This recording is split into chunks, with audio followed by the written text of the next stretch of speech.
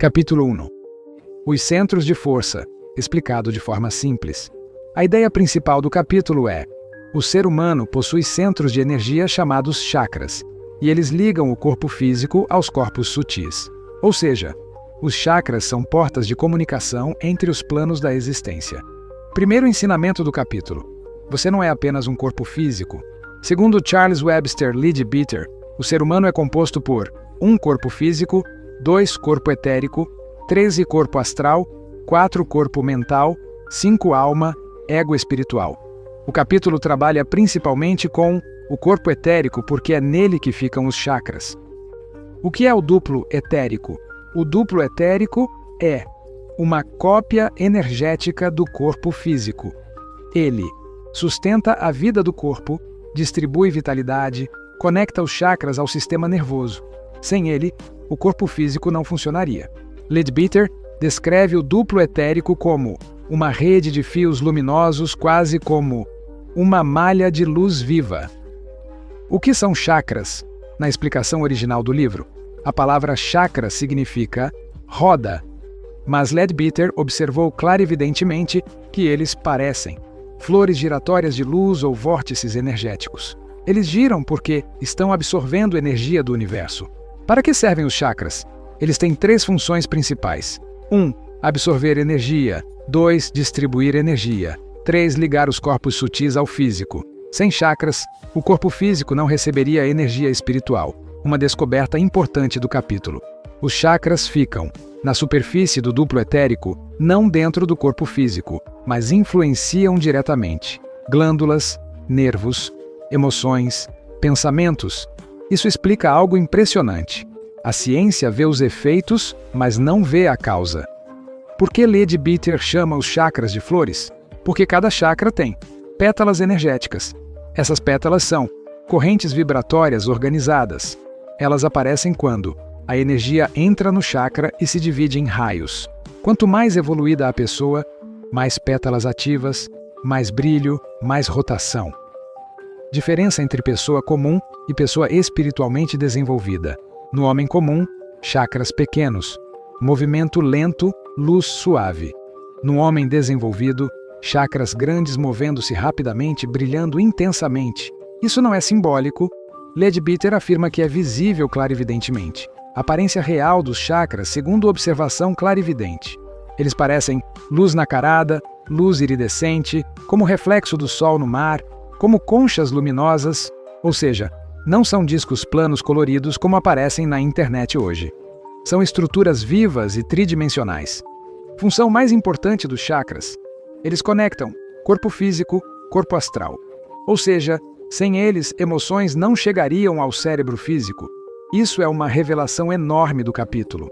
Significa que emoções não nascem no cérebro, elas passam pelos chakras antes.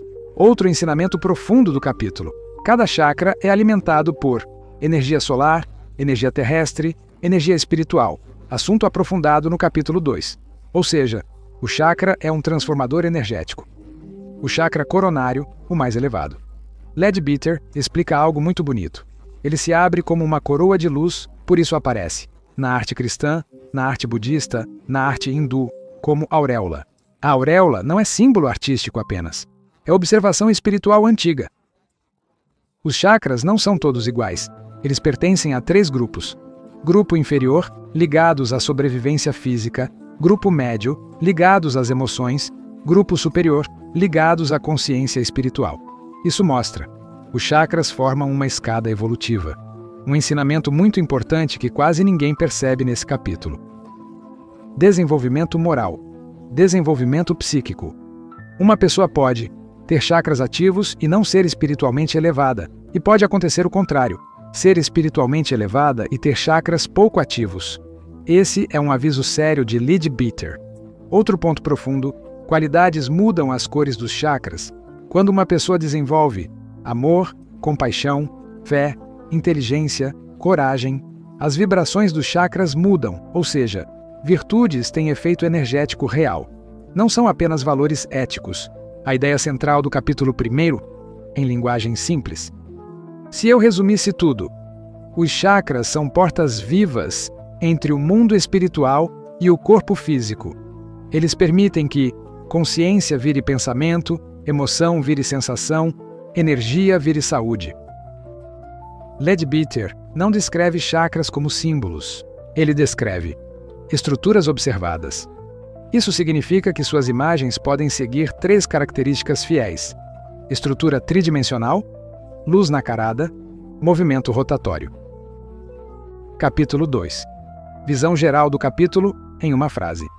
O capítulo ensina que 3 grandes energias sustentam a vida humana, e elas entram no corpo através dos chakras e circulam pelos canais energéticos sutis. Essas 3 energias são 1. Energia divina, espiritual; 2. Kundalini, energia da Terra; 3. Vitalidade solar, energia do Sol. Primeira energia, energia espiritual, vem do alto. Essa energia vem do Logos, consciência divina, entra pelos chakras superiores, alimenta a alma, desperta consciência espiritual. Ela não é eletricidade, ela não é energia física, ela é energia de consciência. Leadbeater associa essa energia ao que o cristianismo chama simbolicamente de Espírito Santo, ou seja, é a energia que faz o ser humano evoluir espiritualmente. Segunda energia, Kundalini, vem da Terra.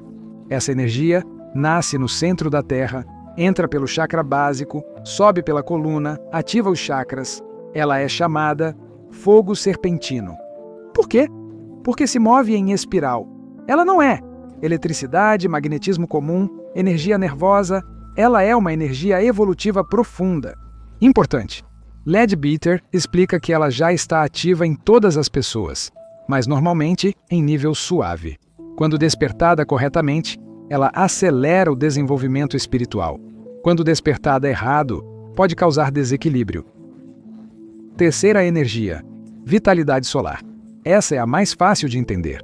Ela vem do Sol, entra pela respiração, entra pela pele, entra pelos chakras, forma algo chamado glóbulos de vitalidade. Esses glóbulos são pequenas partículas energéticas que alimentam o corpo físico, mantêm a saúde, dão disposição, fortalecem o sistema nervoso. Por isso, dias ensolarados aumentam a energia das pessoas. O encontro das energias dentro do corpo, o capítulo ensina algo muito importante. O ser humano é o ponto de encontro entre céu e terra. Dentro de você, energia espiritual desce, Kundalini sobe, vitalidade circula. Quando essas 3 trabalham juntas, surge equilíbrio energético. Os 3 canais da coluna, Ida, Pingala e Sushumna. Leadbeater explica que a energia sobe pela coluna através de 3 canais. Ida, Pingala, Sushumna. Eles formam algo parecido com o símbolo médico do caduceu. Esse conhecimento já era descrito por Helena Petrovna Blavatsky e também por Annie Besant. Função deles: Ida, energia emocional; Pingala, energia vital; Sushumna, energia espiritual. Quando o Sushumna ativa plenamente, a consciência espiritual desperta com mais intensidade. O que são os glóbulos de vitalidade? Imagine pequenas esferas luminosas invisíveis entrando no corpo. Elas nascem da luz solar, entram na aura, alimentam o sistema nervoso. Sem elas, o corpo perde energia. Por isso, pessoas doentes precisam de sol. As nuvens emocionais coletivas. Essa parte do capítulo é muito profunda. Leadbeater explica que existem nuvens de medo, nuvens de raiva, nuvens de tristeza, nuvens de amor, flutuando no plano astral da Terra. Quando uma pessoa entra em sintonia com essas nuvens, ela absorve aquela emoção. Exemplo: uma multidão com medo espalha medo. Uma multidão com amor espalha coragem. Isso acontece através do chakra umbilical emocional. Amor e ódio são forças reais no universo. Segundo o capítulo, amor constrói, ódio desorganiza. Eles não são apenas sentimentos, são energias cósmicas reais. Isso explica por que ambientes espiritualmente elevados curam e ambientes pesados enfraquecem. A ideia central mais importante do capítulo. Se eu resumisse o capítulo inteiro em uma única verdade, o ser humano é um transformador de energia espiritual. Você recebe energia do Sol, energia da Terra, energia do Espírito e transforma isso em pensamentos, emoções, saúde, consciência. O que são exatamente as nuvens emocionais coletivas? Segundo a tradição teosófica, também ensinada por N. Bezan, emoções não desaparecem quando sentimos. Elas saem da aura, permanecem no plano astral, se agrupam com emoções semelhantes, formam campos coletivos. É como se cada emoção fosse uma gota. Muitas gotas formam uma nuvem. Essas nuvens ficam literalmente pairando na atmosfera astral da Terra. Como elas influenciam as pessoas? Leadbeater explica que o principal ponto de contato é o chakra umbilical, plexo solar. Esse chakra funciona como uma antena emocional. Ele capta medo coletivo, ansiedade social, entusiasmo coletivo, amor coletivo, fanatismo coletivo, esperança coletiva. Por isso, às vezes, sentimos algo sem motivo pessoal. Exemplo clássico. Você entra num lugar e sente peso, tristeza, tensão, alegria, sem saber porquê. Isso é sintonia astral. Exemplo real fácil de perceber. Pense nestes ambientes: estádio lotado, hospital, igreja, velório, show musical, manifestação política. Cada um tem uma atmosfera emocional diferente. Isso não é imaginação, é campo astral coletivo. Como a sintonia acontece? Funciona como rádio. Seu chakra emocional transmite, recebe. Se você está vibrando tristeza, capta tristeza coletiva. Se está vibrando fé, capta fé coletiva. Por isso Jesus ensinou algo profundamente científico, energeticamente falando: vigiai e orai. Isso significa vigiar o padrão emocional interno. Por que multidões amplificam emoções? Porque emoções se somam. Exemplo: uma pessoa com medo igual emoção individual, 1000 pessoas com medo igual campo astral poderoso. Esse campo contagia, inspira, pressiona, às vezes domina. Por isso multidões podem entrar em pânico, entrar em êxtase, entrar em violência, entrar em oração profunda. A parte mais bonita: nuvens de amor também existem. Leadbeater enfatiza algo essencial. Nem todas as nuvens são negativas. Existem campos coletivos de compaixão, oração, caridade, esperança, cura. Locais com muito trabalho espiritual criam atmosferas assim. Exemplo: lugares de oração sincera, lares harmonizados, ambientes de serviço ao próximo. Esses lugares alimentam energeticamente quem entra. O papel do chakra umbilical nisso: esse chakra recebe emoções externas, processa emoções internas, redistribui energia emocional. Ele é o sensor social do ser humano. Quando está equilibrado, a pessoa percebe emoções externas sem absorver. Quando está desequilibrado, a pessoa absorve tudo e aí aparecem ansiedade inexplicável, medo sem causa, irritação repentina, cansaço emocional. Como não absorver emoções coletivas negativas? Leadbeater sugere implicitamente 3 proteções naturais. 1. Clareza mental, pensamentos organizados reduzem influência astral. 2. Emoções elevadas. Amor, gratidão, fé, caridade mudam a sintonia. 3. Intenção consciente. Quando você decide: não aceito essa vibração, seu campo muda. Isso é real energeticamente. Um segredo espiritual profundo deste capítulo. Existe uma frase silenciosa dentro desse ensinamento. Você não é apenas influenciado pelas nuvens emocionais, você também ajuda a criá-las. Cada pensamento seu entra na atmosfera astral do planeta. Por isso, ensinamentos de Jesus sobre amor ao próximo têm efeito planetário real. Não são apenas morais, são energéticos. Capítulo 3.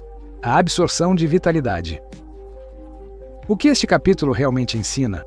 Este capítulo responde uma pergunta central: como o corpo etérico mantém o corpo físico vivo? A resposta do autor: através da absorção, decomposição e distribuição do prana. Ele descreve 5 mecanismos principais: captação da vitalidade, decomposição cromática da vitalidade, distribuição pelos chakras, circulação pelo sistema nervoso, troca energética entre organismos. Esse é o modelo energético completo da saúde física, segundo Leadbeater. 1. O glóbulo de vitalidade. Aqui começa o fundamento técnico do capítulo. Segundo o autor, existem no ar partículas sutis de energia chamadas glóbulos de vitalidade, formadas pela ação do Sol sobre a matéria física mais delicada. Essa energia vital É conhecida na tradição espiritualista como prana, a vitalidade universal que sustenta a vida. Essas partículas entram pelo chakra esplênico e são distribuídas pelo corpo. Função do baço no modelo teosófico não é apenas imunológica, é energética. Ele seria o transformador biológico do prana. 2. O baço como centro de distribuição de energia. Este é o ponto mais importante do capítulo inteiro. No sistema descrito, o chakra esplênico faz 3 coisas.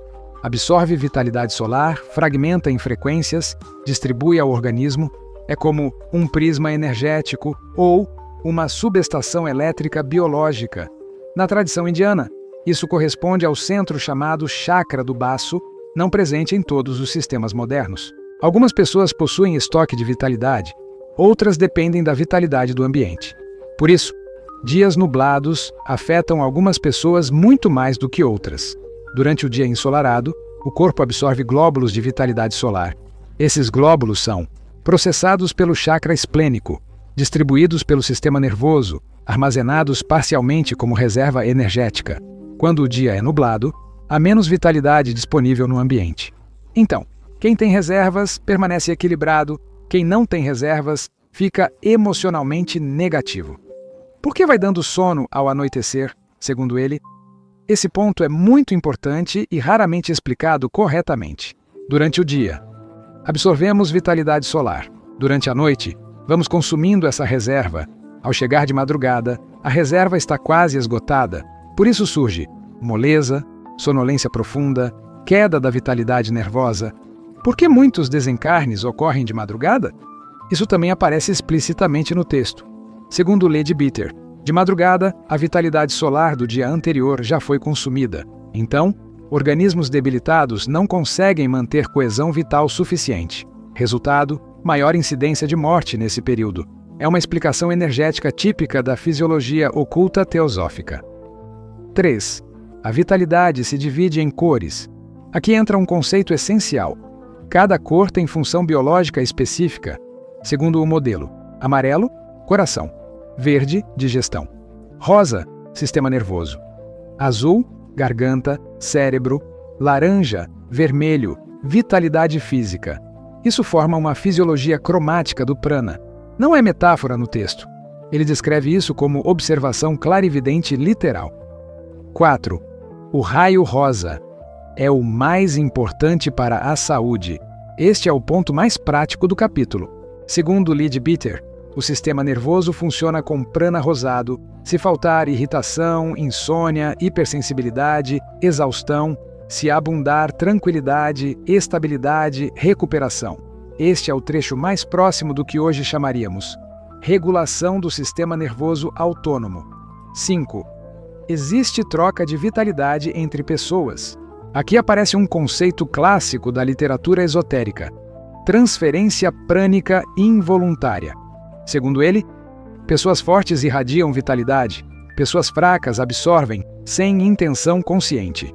Isso explicaria cansaço social, alívio ao lado de pessoas equilibradas, desgaste emocional em ambientes densos.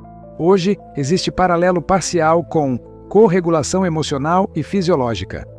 6. O elemental físico. O elemental físico é a inteligência automática do corpo. Ele protege o organismo, regula funções involuntárias, dirige recuperação durante o sono. Durante o sono, ele relaxa músculos e nervos e usa a vitalidade disponível para reparar o corpo. Mas essa vitalidade é maior antes da meia-noite e menor de madrugada. Por isso, Leadbeater afirma: 1 hora de sono antes da meia-noite equivale a 2 depois. Este conceito é central na teosofia. Leadbeater afirma que o corpo possui uma inteligência própria. Não é o ego, não é a mente, não é a alma. É uma consciência automática do organismo. Funções: coordena músculos, protege o corpo, mantém reflexos, controla funções involuntárias, absorve vitalidade durante o sono. Equivalente moderno aproximado: sistema nervoso autônomo, plus homeostase biológica. Mas no texto, é uma entidade funcional real. 7. O sono é um processo de absorção prânica. Segundo o capítulo, o sono serve principalmente para recarregar vitalidade etérica. Especialmente antes da meia-noite, isso coincide parcialmente com ciclos profundos do sono humano. O autor associa isso ao estoque diário de prana solar disponível. 8. Árvores. Fornecem vitalidade ao sistema nervoso. Aqui aparece uma ideia surpreendente. Algumas árvores liberam prana utilizável especialmente. Pinho, eucalipto. Segundo ele, elas expelem vitalidade rosada. Isso explicaria efeito calmante de florestas. Hoje sabemos que florestas liberam fitoncidas que realmente reduzem estresse fisiológico. 9. Transmutação da energia instintiva. Este é o trecho espiritualmente mais importante do capítulo. Ele afirma: a energia sexual pode ser transformada em energia intelectual, energia afetiva, energia espiritual. Isso não é moralismo no texto, é fisiologia energética esotérica. Modelo clássico do yoga, sublimação da energia vital. 10. Os 5 vaios prânicos. Aqui, Leadbeater conecta sua observação clarividente com textos hindus antigos. 5 correntes: prana, coração; apana, base; samana, umbigo; udana, garganta; viana, todo o corpo. Isso mostra que ele tenta harmonizar tradição hindu com teosofia. 11. Respiração. Não traz apenas oxigênio. Ele afirma: respiração traz prana. Isso não é literal cientificamente, mas simbolicamente significa: respiração é processo energético e não apenas químico. Essa ideia aparece também em Yoga, Qigong, medicina chinesa. 12. Doença é falta de fluxo prânico. Esta é a tese central do capítulo. Segundo o autor, toda doença envolve interrupção, redução ou distorção do fluxo de vitalidade. Este modelo é semelhante ao conceito de Qi, bloqueado na medicina chinesa. 13. A aura de saúde. Leadbeater afirma que o corpo elimina prana usado pelos poros. Esse prana forma uma camada protetora chamada aura de saúde. Função: proteger o organismo, manter equilíbrio energético. 14. Vitalidade não é despertar espiritual. Talvez a frase mais importante do capítulo inteiro. Absorver prana, despertar chakras. Ou seja, vitalidade mantém o corpo, Kundalini transforma a consciência. Essa distinção prepara o leitor para o próximo capítulo. 15. Magnetismo humano não é prana. Segundo o texto, magnetismo humano igual energia nervosa individual, prana igual energia solar universal, são coisas diferentes. Essa distinção é fundamental na literatura teosófica de cura. 16. Cura magnética funciona por substituição de fluxo. Modelo descrito: remover energia congestionada, substituir por energia saudável. Isso aparece em várias tradições: passe espírita, reiki, magnetismo mesmérico. 17. A vontade move a matéria etérica. Conclusão do capítulo: a vontade humana atua diretamente na energia sutil. Esse é o fundamento da cura energética, magnetização, hipnotismo, passes, visualização terapêutica. Segundo Leadbeater, gestos ajudam, mas o agente real é intenção consciente dirigida. O significado real do capítulo 3 dentro do livro. Capítulo 1. Estrutura dos chakras. Capítulo 2. Atividade dos chakras. Capítulo 3. Nutrição energética dos chakras. Agora o leitor já entende como o sistema recebe energia. Por isso, o próximo passo lógico do livro será o despertar dos chakras pela energia serpentina, ou seja, Kundalini. O que o capítulo 3 ensina por baixo do texto? Existe uma estrutura oculta no capítulo. Ele não está apenas descrevendo vitalidade. Ele está montando um modelo completo de fisiologia energética humana. Ele responde 4 perguntas fundamentais. De onde vem a energia do corpo? Como ela entra? Como ela circula? Como ela se perde ou se transfere? Vamos organizar isso claramente. 1. A fonte da vitalidade. Segundo Leadbeater, energia vem do Sol, mas chega ao corpo como prana atmosférico. Ou seja, não é luz, não é calor, não é oxigênio. É um terceiro fator vitalizante, intermediário entre matéria e consciência. Esse conceito aparece também no Yoga, Prana, medicina chinesa, Qi, hermetismo, força vital, magnetismo de Mesmer. Isso é um ponto de convergência histórico muito interessante. 2. O baço é o transformador energético. Quase ninguém percebe o quanto isso é central. No modelo teosófico, pulmões respiram ar, coração, distribui sangue, baço distribui vitalidade, ou seja, o chakra esplênico é o equivalente energético do coração físico. Essa é uma ideia muito sofisticada dentro da tradição esotérica ocidental. 3. O sistema nervoso é o principal consumidor de prana. O detalhe do raio rosa revela algo profundo. Segundo o texto, o sistema nervoso usa a parte mais refinada da vitalidade. Isso explica por quê. Estresse esgota, ansiedade cansa, ambientes densos drenam. Não é apenas psicológico. No modelo teosófico, é energético. 4. Existe ecologia energética entre pessoas. Esse capítulo introduz discretamente uma ideia enorme. O corpo humano não é energeticamente isolado.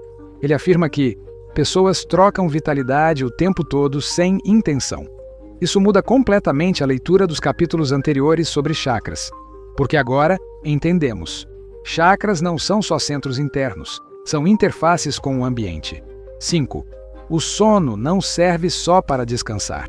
Leadbeater está dizendo algo muito avançado para a época. Sono. Isso é uma reposição energética etérica.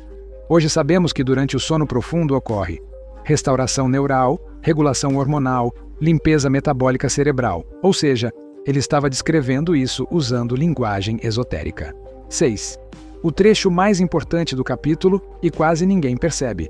Esta frase: o fluxo de vitalidade que penetra pelos chakras não deve ser confundido com o desenvolvimento do chakra. Isso é fundamental. Significa vitalidade diferente de despertar espiritual. Muita gente confunde isso até hoje. Energia circulando bem não significa chakra aberto. Chakra aberto é outro processo relacionado à Kundalini. Capítulo seguinte. 7. O capítulo 3 é um manual de diagnóstico energético se reorganizarmos o que ele descreve. Podemos montar uma tabela prática. Fluxo reduzido de verde, digestão fraca. Fluxo reduzido de amarelo, baixa vitalidade cardíaca, mental. Fluxo reduzido de rosa, fadiga nervosa. Fluxo reduzido de azul, dificuldade de expressão. Fluxo reduzido de violeta, baixa elevação espiritual. Isso não é medicina científica, mas é fisiologia simbólica, esotérica, coerente dentro do sistema teosófico. 8. O capítulo prepara o leitor para o tema mais delicado do livro. Sem perceber, Leadbeater está conduzindo o leitor até aqui. Capítulo 1. Existem chakras. Capítulo 2. Eles giram e funcionam. Capítulo 3. Eles recebem energia. Agora vem. O que acontece quando eles despertam de verdade? Ou seja, o próximo capítulo muda completamente o nível do livro. Ele deixa de falar de nutrição energética e passa a falar de transformação da consciência. Capítulo 4. Parte 1. A ideia central do capítulo. Logo no início, o autor diz algo fundamental. Além de manter vivo o corpo físico, os chakras desempenham outra função quando estão em atividade.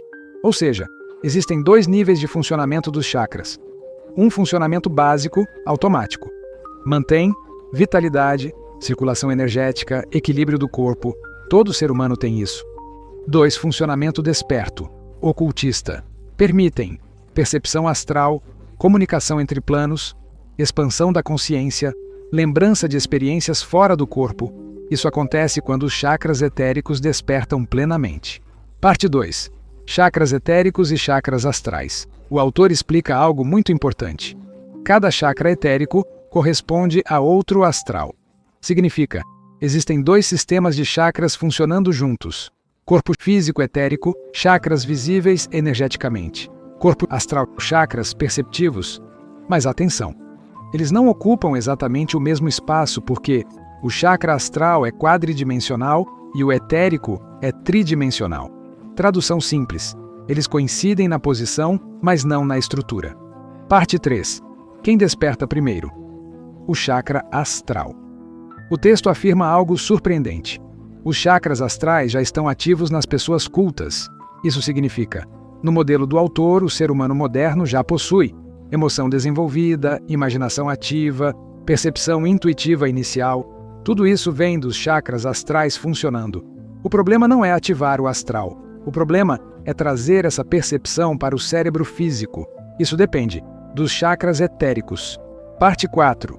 O papel do Kundalini no corpo astral. Aqui entra uma parte central do capítulo. O autor descreve o Kundalini como fogo serpentino existente em todos os planos. Importante. Ele não está só no corpo físico. Ele existe no astral, no mental e em níveis superiores. No corpo astral, ele ativa os chakras em sequência evolutiva. Parte 5. A sequência do despertar astral. Agora o autor descreve uma ordem evolutiva da consciência humana. Vamos traduzir isso de forma simples. Chakra fundamental astral. Função: iniciar a atividade energética. É o ponto de partida da evolução da percepção astral. Chakra esplênico astral. Função: vitalizar o corpo astral inteiro. Resultado: a pessoa começa a se mover conscientemente no plano astral, mesmo sem entender bem o que vê. Chakra umbilical astral. Função: sentir vibrações astrais. Resultado: perceber ambientes agradáveis, ambientes pesados, presenças positivas, presenças negativas, mesmo sem ver claramente. Chakra cardíaco astral. Função: sentir emoções de outras entidades. Resultado: empatia direta, não psicológica, energética. Chakra laríngeo astral. Função: audição astral não é som físico, é percepção vibratória traduzida como som. Chakra frontal astral. Função: visão astral clara.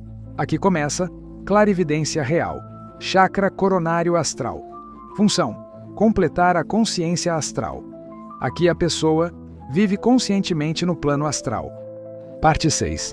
A diferença entre sentidos físicos e sentidos astrais. Essa parte é profunda e muitas pessoas interpretam errado. O autor explica. No plano astral não existem órgãos sensoriais como olhos ou ouvidos.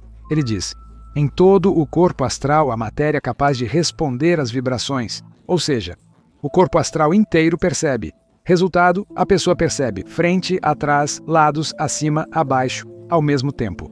Isso é chamado consciência esférica. Parte 7. Por que não lembramos das experiências astrais? Mesmo que o corpo astral perceba tudo, o cérebro físico não recebe essas informações automaticamente. Por quê? Porque os chakras etéricos ainda não estão totalmente ativos. O autor explica: a única maneira de identificar as consciências física e astral é o despertar dos chakras etéricos. Ou seja, chakras astrais percebem, chakras etéricos traduzem para o cérebro. Parte 8. O papel do Raja Yoga. Aqui aparece algo muito importante. O texto diz: o método do Raja Yoga consiste em meditar sucessivamente sobre cada um deles.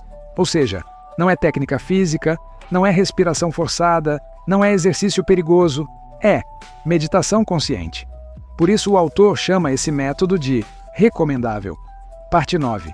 O papel do Laya Yoga. Agora vem o método mais intenso. O autor diz: consiste em atualizar as potencialidades superiores do fogo serpentino. Ou seja, trabalhar diretamente com o Kundalini. Mas isso exige disciplina, orientação, preparo moral. Parte 10. O que acontece quando os chakras etéricos despertam? Agora chegamos numa parte prática do capítulo. O autor descreve efeitos específicos. Vamos traduzir. Chakra esplênico desperto. Resultado: lembrar viagens astrais. Chakra umbilical. Desperta o resultado: perceber influências astrais ao redor. Chakra cardíaco desperto. Resultado: sentir emoções das outras pessoas diretamente. Chakra laríngeo. Desperta o resultado: ouvir sons internos ou ideias vibratórias. Chakra frontal. Desperta o resultado: clarividência inicial. Chakra coronário desperta o resultado: sair do corpo conscientemente, sem perder memória. Parte 11. A função da tela etérica. Agora entramos numa das partes mais importantes do capítulo. O autor descreve uma cobertura ou tela de textura compacta. Essa tela fica entre o plano físico e o plano astral. Função dela: proteger a mente física. Ela impede memórias confusas, invasões astrais, obsessões, sobrecarga psíquica, ou seja, é um mecanismo natural de segurança espiritual. Parte 12. Por que álcool e narcóticos são perigosos nesse sistema? Segundo o autor, essas substâncias alteram a tela etérica. Podem afiná-la, rompê-la, endurecê-la, Resultado possível: confusão psíquica, sensibilidade descontrolada, bloqueio espiritual. No modelo do livro, isso interfere diretamente na comunicação entre planos. Parte 13. A regra mais importante do capítulo inteiro. O autor repete várias vezes uma ideia central. Faculdades espirituais devem surgir naturalmente como consequência de equilíbrio emocional, disciplina mental, evolução moral, não como objetivo forçado. Ele resume isso assim: buscai primeiro o reino de Deus e sua justiça, e o mais se vos dará por acréscimo. Ou seja, primeiro transformação interior, depois expansão de percepção. Onde exatamente fica a tela etérica? O trecho-chave diz: há uma cobertura ou tela de textura compacta, constituída por uma camada de átomos físicos ultérrimos. Isso significa, ela não é astral, ela é física etérica, ou seja, posição dela no sistema humano. Corpo físico denso, duplo etérico, tela etérica, corpo astral. Ela funciona como uma membrana seletiva entre planos. O que essa tela faz na prática? O próprio texto explica.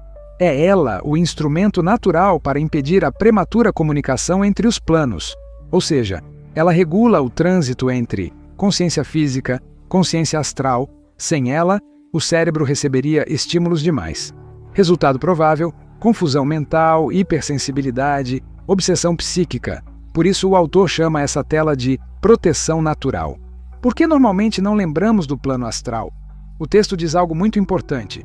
Essa tela impede, em condições normais, a clara recordação do ocorrido durante o sono. Ou seja, você pode ter experiências astrais, mas não lembrar delas porque a tela filtra a passagem da memória.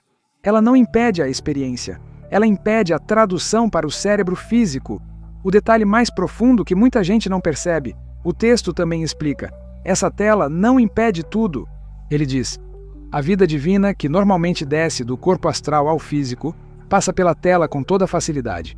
Ou seja, a tela bloqueia. Comunicação consciente descontrolada, mas permite energia vital espiritual normal. Então ela funciona como um filtro inteligente, não como uma parede. Outro papel importante da tela. O autor afirma algo muito forte. Sem essa tela, qualquer pessoa comum poderia sofrer influência astral constante, ser dominada por entidades astrais, viver com percepção caótica entre planos. Ou seja, a tela mantém a estabilidade psicológica humana. Ela é um mecanismo evolutivo de proteção. Resumo simples para fixar. Sim, fica entre o duplo etérico e o corpo astral, é feita de matéria física etérica, muito sutil, filtra comunicação entre planos, impede lembrança astral automática, protege contra influências externas, permite passagem da energia espiritual normal. Ela é como uma válvula de segurança da consciência. Capítulo 5. Ideia principal do capítulo em uma frase. O capítulo explica que o ser humano pode elevar sua consciência espiritualmente através dos chakras, usando meditação, disciplina e orientação de um mestre, até alcançar união com o divino. 1. Os nós espirituais, grantis. O texto começa dizendo: existem 3 bloqueios energéticos principais dentro do corpo espiritual. Nó de Brahma, nó de Vishnu, nó de Shiva. Em linguagem simples, são 3 níveis de barreiras internas da consciência, representam a passagem: 1. Da personalidade, 2. Para o ego espiritual, 3. Para a mônada, essência divina.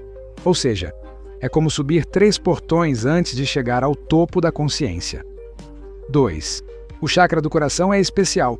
O capítulo dá muito destaque ao chakra cardíaco, Anahata, porque ele é o ponto onde nasce a devoção, aparece o contato com o mestre, surge a consciência espiritual superior. Ele funciona como uma ponte entre o humano e o divino. 3. A ilha de pedras preciosas no coração. Essa parte é simbólica. Quando o texto fala, imagine uma ilha de pedras preciosas dentro do coração, não significa algo físico. Significa criar um templo interior de meditação onde o praticante visualiza seu mestre, visualiza sua divindade, cria conexão espiritual. É uma técnica real de meditação antiga. 4. O papel do mestre espiritual. Aqui aparece uma ideia central da tradição hindu. O mestre é indispensável, mas não é idolatria. O sentido é: O mestre representa alguém que já chegou onde o discípulo quer chegar. Por isso ele funciona como uma ponte viva entre o aluno e o divino. 5. Os poderes citados não são o objetivo principal. O texto fala que quem medita pode ver o passado, ver o futuro, levitar, desenvolver clarividência. Isso não é fantasia dentro da tradição yogi clássica, mas o autor deixa implícito. Isso são efeitos colaterais, não o objetivo final. O objetivo é expansão da consciência. 6. O que é o Kundalini? Explicação simples. Kundalini é descrito como uma energia espiritual adormecida na base da coluna. Quando desperta, ela sobe pela coluna energética, Sushumna, passando pelos chakras. E cada chakra ativado expande a consciência. É como subir andares de um prédio interior. 7. O capítulo alerta discretamente sobre risco. Veja esta parte importante. Kundalini pode despertar pela meditação correta, por acidente, por trauma físico. Isso mostra que não é algo para brincar ou forçar. Na tradição original, sempre se fazia com orientação. 8. Subir pelos chakras é subir de consciência. Cada chakra representa um nível psicológico e espiritual. Base, sobrevivência, umbigo, emoção, coração, amor, garganta, expressão, testa, visão espiritual, coroa, união com Deus. Quando o Kundalini sobe, a consciência sobe junto. 9. O chakra coronário é o destino final. O texto fala muito do Sahasrara, ele representa união com o divino, ou seja, o fim da separação entre eu e o universo. 10. A subida é lenta, e isso é importante. O capítulo deixa claro, normalmente leva anos. Isso é essencial entender. Porque muita gente hoje pensa que Kundalini desperta rápido. Na tradição clássica, é um processo gradual. 11. O néctar espiritual. Quando o texto fala néctar significa estado de felicidade espiritual profunda, não é algo físico, é uma experiência interior. 12. O objetivo final da Laya Yoga. Aqui está a frase mais importante do capítulo. O objetivo não é apenas libertação pessoal, é ajudar outros seres humanos depois. Ou seja, o verdadeiro yogi não foge do mundo, ele volta para ajudar. Resumo final em linguagem direta. Este capítulo ensina que existem centros espirituais dentro do ser humano. Existe uma energia chamada Kundalini. Essa energia pode subir pelos chakras, isso expande a consciência. A subida exige disciplina. O mestre ajuda nesse processo. Poderes psíquicos podem aparecer, mas o objetivo verdadeiro é união com o divino e depois ajudar a humanidade.